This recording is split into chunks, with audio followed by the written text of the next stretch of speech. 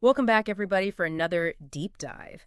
This time we're talking all about ecological intelligence, Hmm. which is essentially being smarter Yes. about Right. the impact of our choices on the planet. Yeah. Big So, topic. huge topic. Very relevant.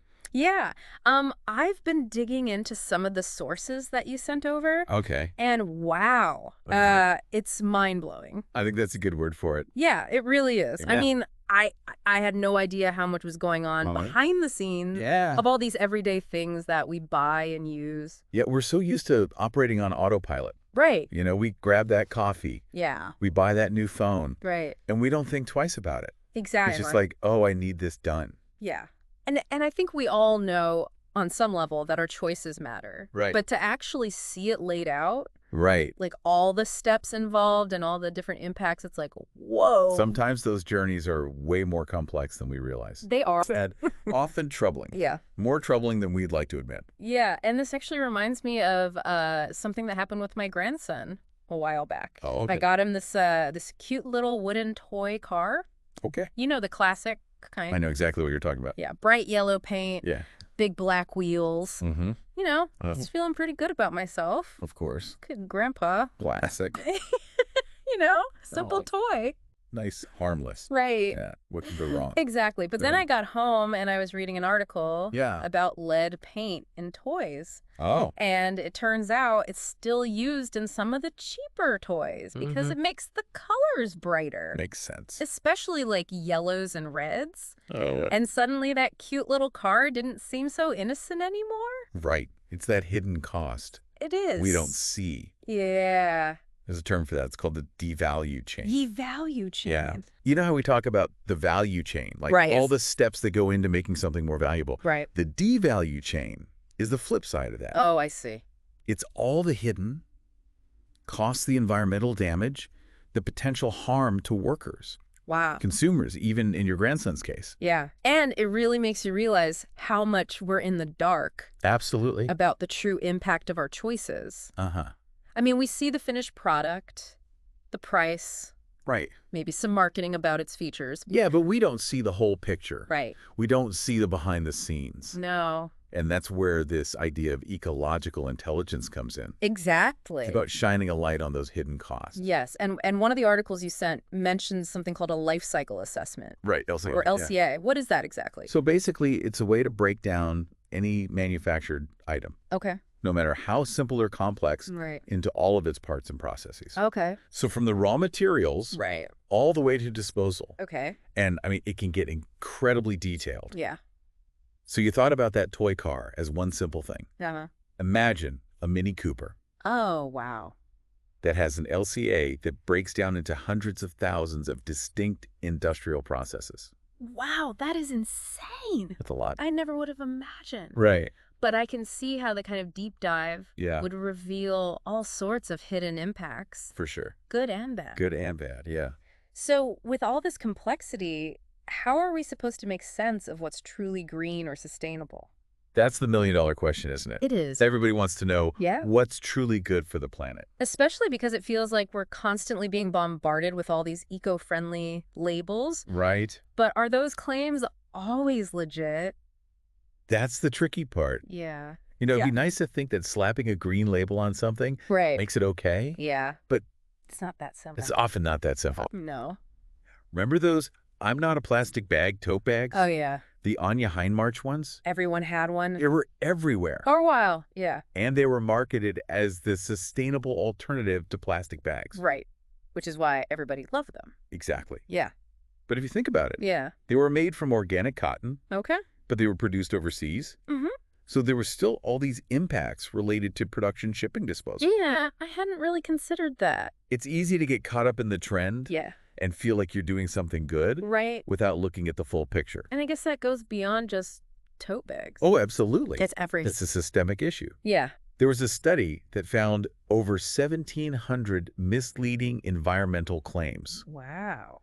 on more than 1,000 different products. Wow.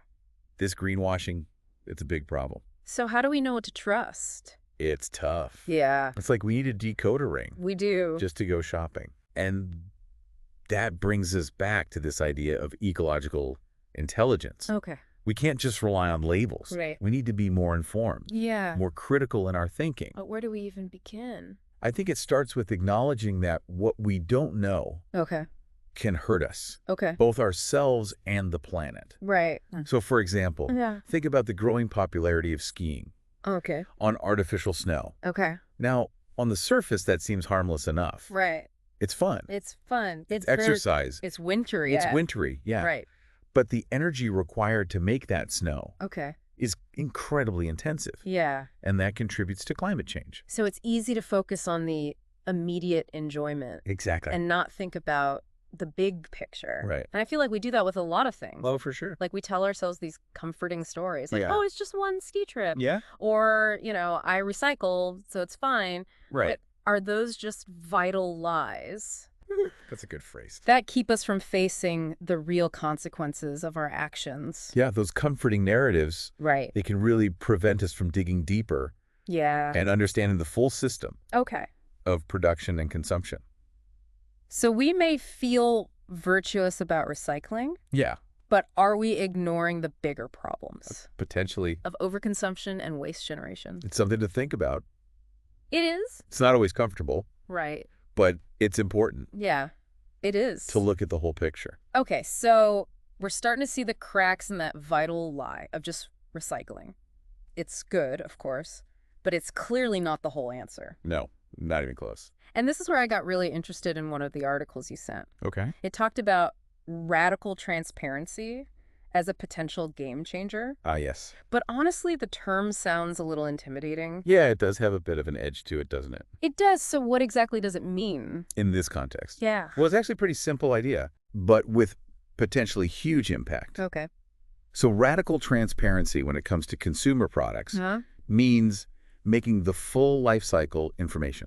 Okay. All of it, environmental, social, even health impacts, Right. easily available to shoppers. Okay, so like I'm picturing myself in the store. Yeah. I'm picking up a pair of jeans. Okay. And I can see right there, not just the price and the size, Mhm. but data on how much water was used, Right. where the cotton was grown, Exactly. what the working conditions were like in the factory. Yeah, that's the idea. That would definitely change the way I shop. It would be a game changer, wouldn't it? It would. Well, But wouldn't that be a huge amount of information to process? That's a valid concern. Yeah, who has time to read through detailed reports Right. on every single item they buy? That's where technology comes in. Okay, Think about it. We already have nutritional labels on food. right. They break down complex information into an easy-to-understand format. Yeah, those are actually pretty helpful. Right. So radical transparency aims to do the same thing for products, Okay. using technology to distill all that LCA data into something user-friendly. So less dense reports and more user-friendly tools. Exactly. Got it. One of the sources you shared mentioned something called Good Guide. Is that the kind of technology you're talking about? It's a great example. Okay. It's a software that rates products Yep. based on their environmental, social, and health impacts. And how does it get all that information? It pulls from readily available data, Oh, wow. and they make it super easy to access. Okay. You can scan a barcode with your phone Really? and instantly get a rating for that product. Hold on. I actually have the app on my phone. You do? I do. Can we try it out right now? Sure, let's see it in action. I'm really curious to see how it works. Oh. Okay, let's see. Okay, I've got a bottle of hand soap here, right. scanning the barcode, Yeah. and there we go. It gave it a pretty decent rating overall, Okay, but flagged some concerns about the fragrance ingredients. interesting. Yeah, So you see how it works. that's so cool. It's like having a pocket-sized eco-advisor with you all the time. Exactly. And if you're interested in digging deeper, Yeah. you can tap on each category, Okay. environmental, social, health, Okay. to see more details about the specific issues. This is amazing. I can see how a tool like this could really empower consumers. It's all about information, isn't it? It is. And you know what's funny? What's that? Just scanning that bottle of soap Uh-huh. and seeing those ratings, it's made me more aware. More mindful. Yeah, like suddenly I'm not just grabbing the first soap off the shelf. Right. I'm actually considering its impact. It's about bringing that same mindfulness we practice in other areas of our lives, Like what? like meditation or yoga, Okay. into the realm of consumption. I like that analogy. It's about making conscious choices. Yeah, instead of being on autopilot. Exactly. And there's actually research to support that idea. Oh, really? Yeah, one of the articles you sent talked about a study on comparison shopping, Oh, and it found that consumers actually feel better that makes sense. and are more loyal to a brand when they've actively chosen it through comparison. That's really interesting. It is. So it's not just about feeling good because you made a green choice. Right. It's about the satisfaction. The psychological satisfaction. Yeah, of having made a well-informed decision. You've done your research. Right. You've weighed your options. Right. And you feel good about the choice you made. Yeah. And Right. I think this points to a larger trend, What's that? the rise of the ethical consumer. Yes. More and more people are voting with their dollars, Yeah. supporting companies that align with their values. I've definitely noticed that too. Yeah. And it seems like companies are much more aware these days of their public image. Oh, absolutely. Remember that whole HSBC checking account promotion? Oh, yeah. What was it? A few years ago. Yeah, they were offering bonuses for opening new accounts. Right. But it turned out some of that money was going to fund projects Uh-oh. that were environmentally damaging. Not good. And the backlash on social media was swift and fierce. People were not happy. They were not. The bank had to pull the promotion. It's a great example of how consumer pressure Uh-huh. can force even giant corporations to change their ways. And with social media, that pressure can so quickly. It's incredible, isn't it? It is. Like the power dynamic between companies and consumers is shifting. It's a whole new world. But let's be real. Okay. Not everyone is driven by ethics when it comes to shopping. Right. I mean, haven't there been surveys showing that most people still just care about the lowest price? There's definitely a segment of the population for whom price is the primary concern. Right. A survey by Marks & Spencer Okay. found that a significant portion of shoppers prioritize cost above all else. Yeah, that makes sense. But interestingly, that same survey Yeah. also revealed a large swing vote. Oh, interesting. Consumers who do care about ethical considerations, Okay. but they need those choices to be easy and accessible. That's a good point. And that's where I think radical transparency can really make a difference. I think you're right. It levels the playing field. Yeah, it takes away that excuse of, I didn't know. Exactly. If the information is right there, readily available, Uh-huh. then it becomes a conscious choice. But of course, information alone isn't enough. Right. We need to see real-world examples of this kind of transparency Okay. actually leading to positive change. So are there any success stories out there? There are some really inspiring examples. Okay, like what? One that comes to mind is Hannaford Supermarkets. Okay, I've heard of them. They implemented a nutrition rating system Okay, using a simple star system okay. to indicate the healthfulness of their food products. So kind of like energy efficiency ratings on appliances? Exactly. Did it actually change people's buying habits? It did. Yeah. What's really fascinating is that Hannaford initially implemented this system Uh-huh. simply to enhance the customer experience, Okay. to make it easier for shoppers to make healthier choices. Okay. But what they found Yeah. was that it had a much broader impact. Really? People actually started buying more of the higher-rated, healthier foods. So even though the initial goal Yeah. wasn't to like drive a massive shift in behavior, Right. the transparency itself had that effect. Transparency can be a powerful force. That's really encouraging. Yeah. It shows that these small changes, These nudges. yeah, these nudges in the right direction can actually make a difference. Absolutely. Yeah. And it highlights another important aspect of radical transparency. What's that? It's not about shaming people Okay. into making better choices. Yeah. It's about empowering them with information and trust. I like that empowerment over guilt. Exactly. It's not about being perfect. No. It's about making progress. One step at a time. Yeah. And that's a great segue into the bigger picture here. It feels like we're talking about a real shift, Yeah. in the consumer landscape. Not just, individual actions, Right. but like a collective movement. A shift in consciousness almost. Yeah, toward more mindful and informed choices. Yeah. And I think this idea of radical transparency, Uh-huh.